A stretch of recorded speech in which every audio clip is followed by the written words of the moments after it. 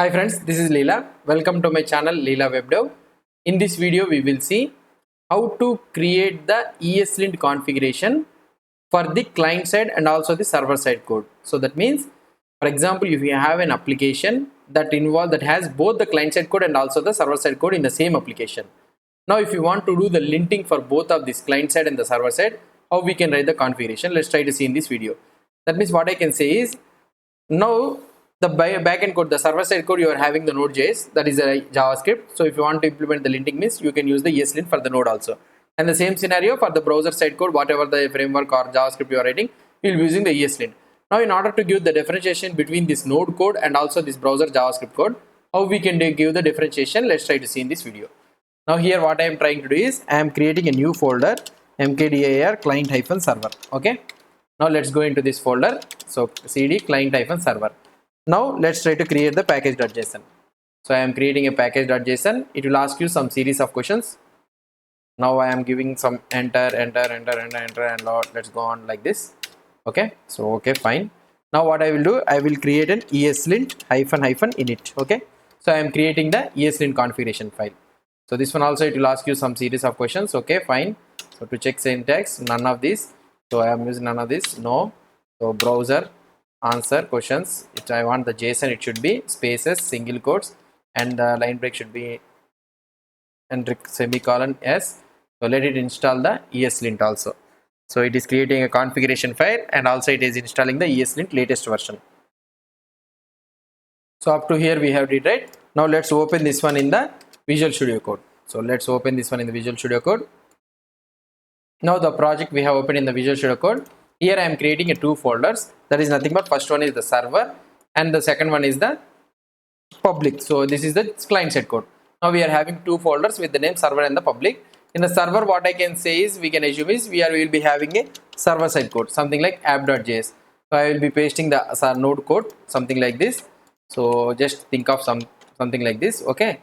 So now in the public we will be having the J folder, something like JS. Okay, in this JS what I will try to do,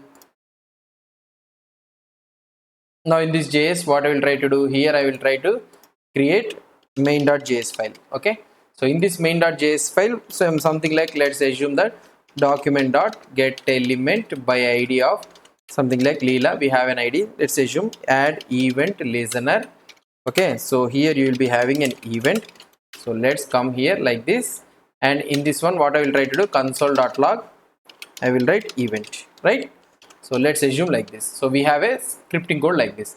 Now ESC, when we go to the ESLint rc.json file, we are having browser as true and ES2021 true and all these things we are having. And this is the main.js code client side and this is the app.js. Just think that it is a server side code. Now let's try to run the ESLint. If I try to run the ESLint here, so let's clear it out. And here if I try to run ESLint dot means everything it should take. Now if I try to run ESLint here, what it will try to do, here it is saying that in the server app.js require is not defined and also require is not defined, it is saying. So what is the reason it is saying is, so here we have given ESLint RC browser as true. So that means this ESLint configuration supports only browser. It doesn't support the server side code. Server side codes we will be having some global variables, something like require dir name. These are all the things we will be having.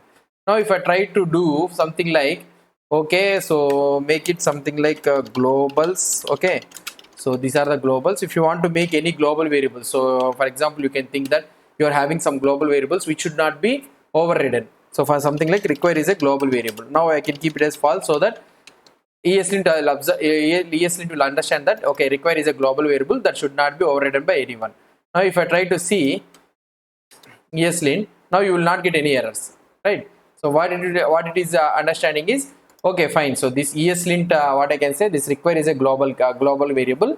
So that is used by the app.js. But we cannot write all those things, right? So in Node.js, you'll be having so many global variables, something like path, underscore dir name. These are all things we will be having. Now, in order to do this one, what we need to do is we need to write the environment here. Okay, something like node to true. So now we need to write as node to true. Now if you try to see, execute this one, the same scenario happens. So nothing, no errors will come. Now what you need to understand is, here in the node.js we are having a console.log. Okay, but here in the main.js we are having a console.log. Okay, so in the both in the browser side and also in the server side we are writing console.log, which is supported by the JavaScript. Fine, but you need to understand that in the client side JavaScript, console.log, writing console.log is something like anti-pattern. What I can say is some browsers may not understand this console.log, but in the server it is okay. Why? Because node means it is running, it will be running in the server, so console.log will exist. But in the browser we cannot say, right? The code will run in the browser. So most of the browsers, what I can say, most of the browsers will support, but less often the browsers will not. Some browsers will not support, versions will not support the console.log. So in this scenario, what we need to do? So we need to write an ESLint that, okay, server, let's allow console.log, but in the browser side code, don't allow the console.log. So here what I can do in the ESLint rc.json, here I can write a new rule, something like no console as error. Okay, right? This is the thing what we need to write. Now let's go and here let's write the ESLint dot. Now let's see what will happen. Here it is telling that in both in the public.js main.js, public means it is a client side code, and also in the node code, so node server side code. So in both the places it is saying that console statement is an invalid. So now what we need to do? So it need to show only in the public file, but it should not show in the server side file. So that means in the server folder. What I need to do is, so the common way what we can do is, here this is the public file, right? In this public file I will create again .eslint rc.json file. Okay, so this one will take it as a priority, and here what I will try to do, so here I can write something like rules. Okay, and here I will write no console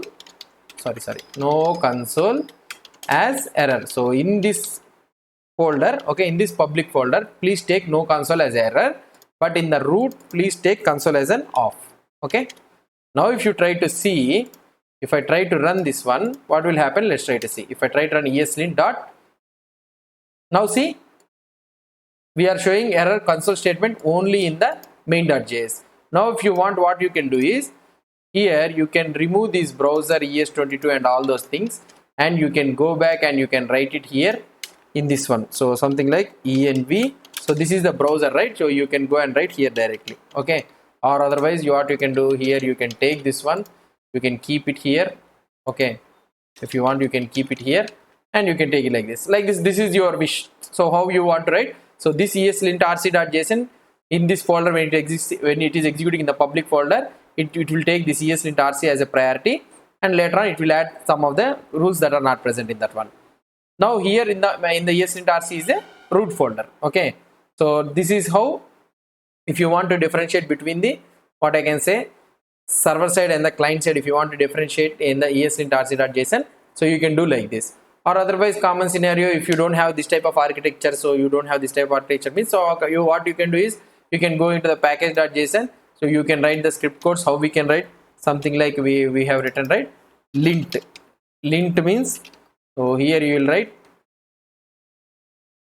ESLint dot or something like that. Or otherwise what you can do, so if you have a separate configuration for the server and the client means, what you can do, lint-client and lint-server, you can write two server commands, something like, and here you can maintain, you can write the public, and here you can write the server. Okay, so like this also, if you want you can write it. That depends on your project architecture. Okay, you can maintain a separate ESLint configuration files or separate thing, and you can do your own thing. Okay, so this is how we will be differentiating between the client side and the server side. So now what we can say, when we are executing the public, ESLint rc will be taken as a high priority, and what are the things not present here, those things it will be taken. So that means intent, line break, code, semi, these are the things also it will be executing. So here no console off is there, but no console error is there in the public, so that one will be taken as a priority. So this is the thing you need to understand. Okay, hope you understood about how we will be writing this one in the differentiating the ESLint in the client side and the server side when we are doing an application. So this is how we will be doing. If you have any doubts or any suggestions, please post the comments below to this video. And if you like this video, please do support me by subscribing to my channel. And also please don't forget to follow my Facebook page, Leela Web Dev. Thank you.